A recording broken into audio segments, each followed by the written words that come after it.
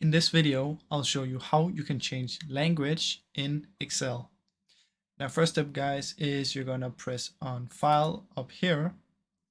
Now, once you're in File, you're gonna go down all the way until you see Options. Press on Options. Now, from in here, you will have several different options on the left-hand side. What you're gonna do is you're gonna go to Language, and from in here, you'll be able to see the languages.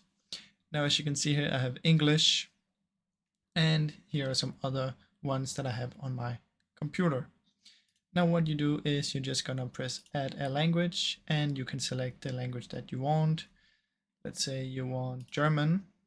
You press install and just wait. Then once it's in here, what you can do is you select it and press move up or move down. And if you want it to be the main language, just choose set as preferred. Press OK, and the language will now be changed. That's basically how you can do it in Excel, guys. It's super simple, super easy. I really hope you enjoyed the video. If you did, please leave a like and subscribe, as it helps me out a ton. Thank you so much for watching.